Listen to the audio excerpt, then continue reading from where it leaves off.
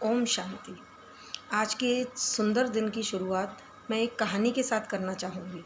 एक बार एक बूढ़ा आदमी था जो कि अपनी अंतिम सांसें गिन रहा था और उसके चारों तरफ उसके परिवार के सदस्य बैठे हुए थे उसका हाथ थामे, और अपनी अंतिम सांसों के साथ वो कुछ कहने का प्रयास कर रहा था। अपने अंतिम सांस के साथ उसने एक शब्द कहा, नींबू नींबू नींबू, और इसी के साथ उसने अपने प्राण छोड़ दिए। परिवार के सारे सदस्य सोचने लगे कि क्या वो नींबू खाना चाहते थे या क्या करना चाहते थे।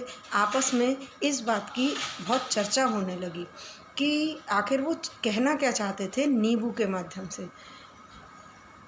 थोड़े समय बाद उनका दाह संस्कार हुआ और चैरिटी में उनके परिवार के सदस्यों ने बहुत सारे नींबू बांटे और इस तरीके से समय बीतने लगा। थोड़े समय बाद घर के सदस्यों ने सोचा कि इनकी प्रॉपर्टी को, इनके घर बंगला जायदाद जो भी है वो बेचकर आपस में बांट लिया जाए। तो इसलिए उन्होंने एक बिल्डर को बुलाया और उसे उनकी प्रॉपर्टी दिखाई। बिल्डर को प्रॉपर्टी बहुत पसंद आई और उसने उस प्रॉपर्टी को खरीद लिया। थोड़े समय बाद जब बिल्डर ने उस मकान को ढहाना शुरू करा ताकि वो वहाँ पर अपना एक कॉम्प्लेक्स बना सके, तो जब वहाँ पर मज़दूर खुदाई कर रहे थे तब उनको खुदाई में बहुत सारा खजाना, डायमंड्स और बहुत सारा गोल्ड, सिल्वर, इस तरीके से बहुत प्रेशियस चीज़ें वहाँ पर मिली। तब उनके पड़ोसी ने देखा और उन परिवार वालों को सूचित किया कि आपके घर में से, खुदाई में से इतना सारा अमूल्य रत्नों का भंडार निकला है।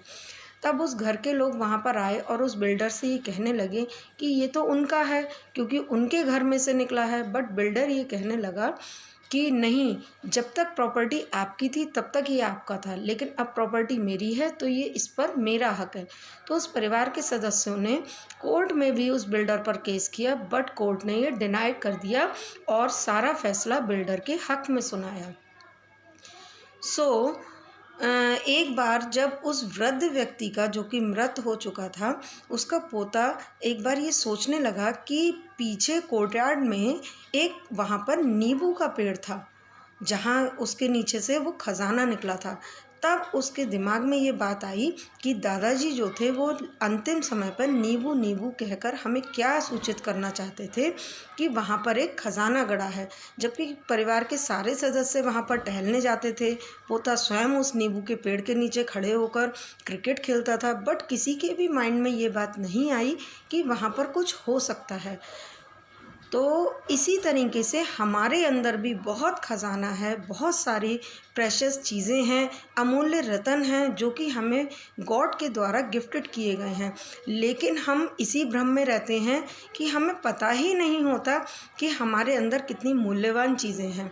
हम शांति बाहर ढूंढते हैं, हम प्यार बाहर ढूंढते हैं, हम सहयोग बाहर ढूंढते हैं, हम शक्ति बाहर ढूंढते हैं, जबकि ये सब तो हमारे अंदर ही होती हैं।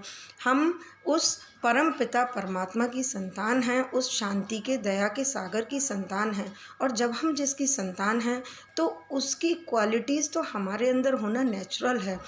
इसीलिए कभी भी हम ये ना कहें कि 1 मिनट तो शांति दे दो, 1 मिनट तो चैन से रहने दो। ये सारी शक्तियाँ हमारे अंदर हैं, बस इनका हमें अनुभव होना बहुत ज़रूरी है। समय रहते अपनी शक्तियों को पहचानिए और खुश रहिए, मुस्कुराते रहिए। ओम शांति।